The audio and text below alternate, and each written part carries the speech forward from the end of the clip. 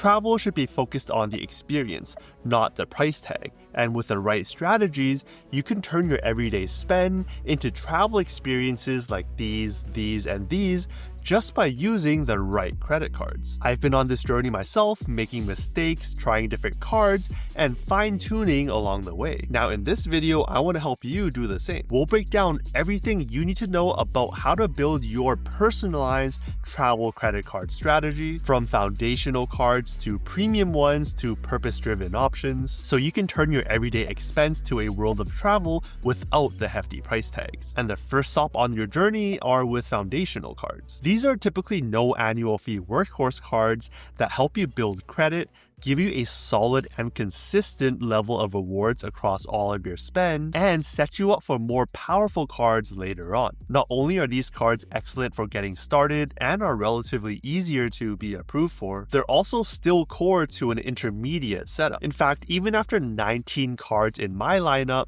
I still use foundational cards regularly. Take the Chase Freedom Flex, a card I've had for over 4 years now. Beyond earning 3% back on dining and drugstores, 5% on travel through the Chase portal, and 1% back on everything else, the highlight here is earning 5% back in rotating quarterly categories, up to $1,500 of spend every quarter. These categories often include pretty common ones like groceries, gas, Amazon, and PayPal, depending on the quarter. For example, Q4 of 2024 included PayPal, which tons of retailers online accept. So you can bet I took a major advantage of this, pretty much getting at least 5% back in value across all of those purchases. But here's the beauty about all of these cards. No matter your specific goal, whether you're going for a domestic getaway, dream vacations abroad, or just simply cashback, starting with a foundational card like the Freedom Flex is always a great start, and here's why. First, these cards typically have a lower barrier to entry with no annual fees,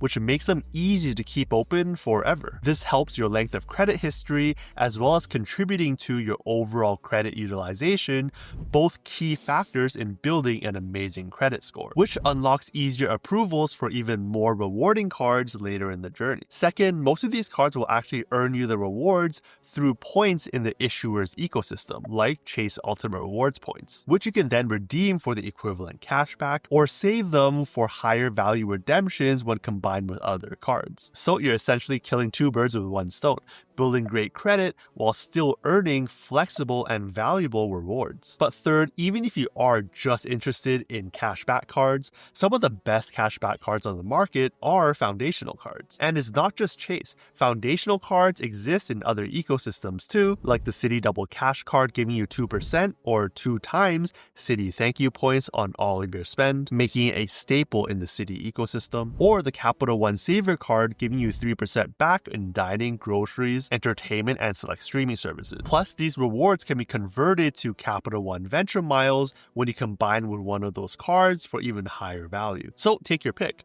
But what I would recommend, and what I have been recommending to friends around me, is to start off with the Chase ecosystem, given the flexibility and value you can get from that ecosystem. The rewards you earn from foundational cards grow with you, whether you're sticking to cashback or saving them for higher value redemptions or a mix of both. These cards build a strong base for long-term success, and you can stay at this level for as long as you like before moving on. But you're here to build the best travel credit card strategy. So to maximize your rewards even more, you'll want to take the next step in the roadmap to level 2, supercharge cards. Cards that help you earn more in key categories, gives you a glimpse into travel-related perks, as well as supercharging the value of all of your points. For example, within the Chase ecosystem, this is where the Chase Sapphire Preferred card shines. It not only gives you 3 times points on dining and 2 times points on travel, which is already greater than the foundational cards, which typically only offer 1 times points in this category, which is important because this video is all about travel anyways, but it also increases the value of your Chase points by 25%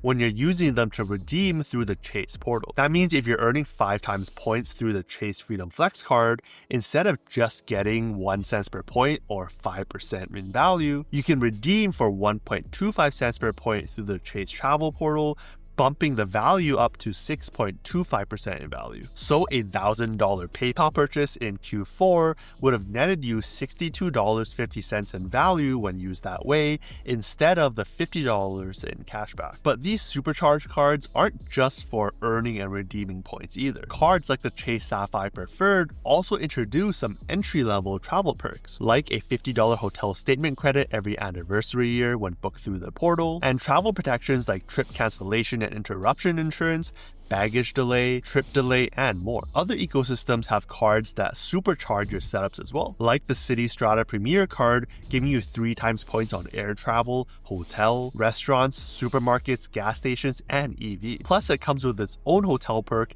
$100 towards a hotel stay of $500 or more when booked through the City Travel Portal. Now, unlike Chase, the City points earned on other cards like the Double Cash card won't get bumped up in value when used through that portal. But by having a card like the City Strata Premier, you can enable transferring of those City thank you points like the ones earned on a foundational card like the Double Cash, which is a whole other world of high value redemptions we'll touch on later. And that's the same for having a Chase Sapphire card and combining it with the rewards earned on a Chase Freedom Flex card. Speaking of high value redemptions, it's probably clear by now that points, not cashback, is where you get the most value when it comes to travel. And one of the big ways that these supercharged cards help you rack up those points is through welcome bonuses. For instance, the Chase Sapphire Preferred card has a baseline welcome bonus of 60,000 points after spending $4,000 in the first 3 months. Now, remember how we value Chase points. Through cashback, this is worth $600.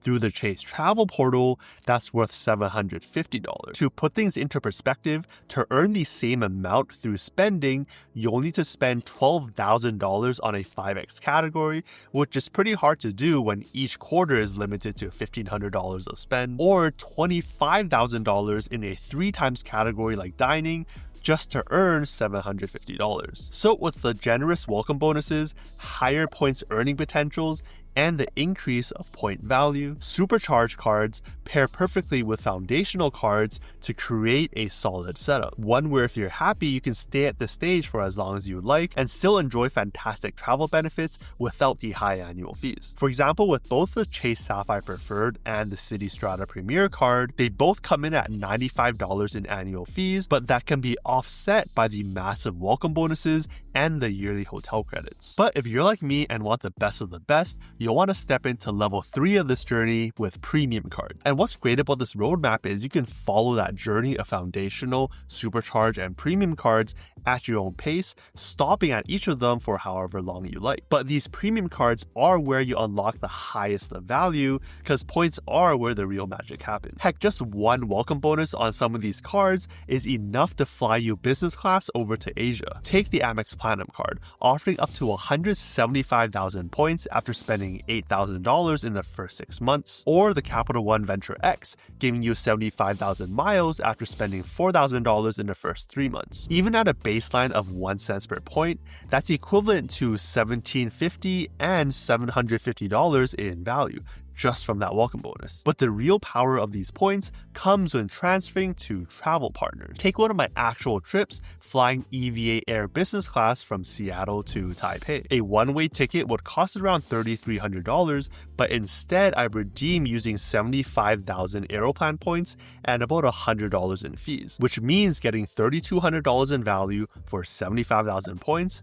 or a 4.3 cents per point value. That's miles ahead of cashback or travel portal redemption, and a price that either of those cards' welcome bonus can easily cover. In fact, taking that 4 cents per point value, rounding down for simplicity, those welcome bonuses are equivalent to $7,000 and $3,000 in value when redeemed that way. Although when talking about these types of redemptions, I typically like to use 2 cents per point as a average to benchmark off of. Now that's some insane value, but these premium cards aren't just known for their welcome bonuses. They come loaded with perks and benefits that help you justify the high annual fees, which, to be fair, do sound scary at $695 and $395 in annual fees. For example, with the Amex Platinum card, you get over $1,500 in potential credits. You may not use them all, but just a few of my favorites like $200 in an airline fee credit, hotel credit, Uber Cash, and $100 to Saks Fifth Avenue, that already puts you ahead of the annual fee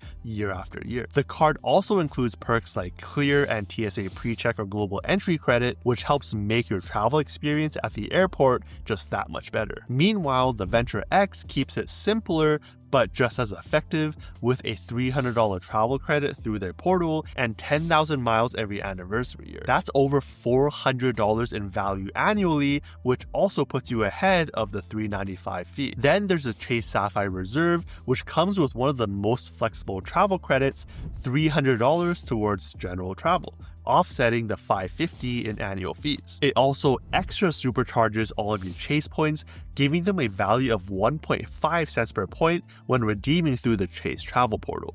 That means the 5 times on a Freedom Flex can be thought of as 7.5% back in value when used that way. It's a simpler way to maximize these rewards if you're not into the whole transfer partner game. On top of that, all of these cards give you some insane airport lounge access to virtually any airport you fly in the world at over 1,700 locations, from your basic Priority Pass ones, which all 3 of these cards have, to special ones like the Centurion Lounge with Amex or the Chase Sapphire Lounges and Capital One Lounges. That said, these cards aren't for everyone. If you don't travel enough to justify or won't use a lot of the credits, then it might make more sense to stay at level 2 with the supercharged cards. But if you are someone who loves to travel, then these cards can truly level up that experience. And yet, even here, the journey is not finished. Once you've built this base, it's time to personalize your strategy depending on your specific travel goals or spending habits. Whether you prioritize lounges, hotels, airlines, or elite status, this 4th step or level is all about tailoring your setup with purpose-driven cards. Take lounges, for example. They can elevate your experience every single time you fly. And while the level 3 premium cards we discussed cover a lot of bases, you can dive even deeper. If you frequently fly through airports like Seattle that have some great Alaska lounges, know they also give access to American Admirals Club members, which you can get complimentary through the Citi American Airlines Executive Card. And I say complimentary because the card does come with a $595 annual fee, but maybe you can find enough value from all the other perks of the card to justify that. What about hotels? Well, maybe you stay at Hilton a lot. Then you want to consider the Hilton Aspire card, which not only comes with their top tier diamond status, which allows you to get hotel lounge access, more points, and even upgrades including suites, but resort credits and free net awards as well, which should be more than enough to justify that $550 in annual fees. On the other hand, if you're a Marriott loyalist, the Bonvoy Brilliant card delivers the Platinum Elite status and its own suite of travel benefits as well. And these cards are also amazing for aspirational trips too, like a bucket list stay in the Maldives, where free net awards and elite statuses can unlock some incredible value. For airlines, co-branded cards like with Alaska, United, and Delta offer valuable perks like free checked bags,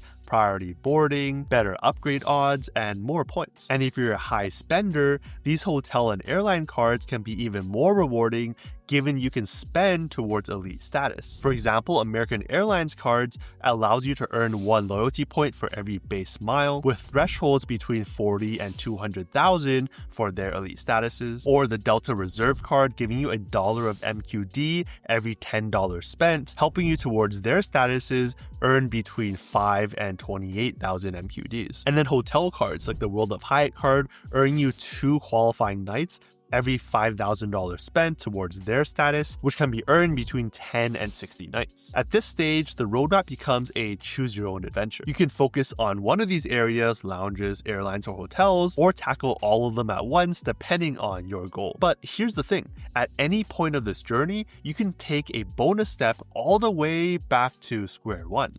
Now, what does that mean? Well, once you're done exploring however much you need to, you can go all the way back and explore a brand new ecosystem. For example, while I recommend starting with Chase, you can then expand to American Express, Capital One, Citi, or even others. Diversifying gives you access to a broader range of transfer partners as well as bonus opportunities. Take an upcoming trip of mine to Singapore, for instance. I booked 2 business class seats flying Singapore Airlines on Aeroplan for $87 27,500 points each. Aeroplan transfers from Chase, American Express, and Capital One, so that all works out great. But because I had Chase points, I could then leverage that 20% transfer bonus over to Aeroplan and benefit in that way, and use fewer points. Then the third seat required booking directly with Singapore Airlines, which has to transfer over from American Express MR points. This booking for 3 people was made possible only because I've diversified across different ecosystems. These are the kinds of redemptions where you can truly maximize the value of those hard-earned points. But they do require planning and knowledge.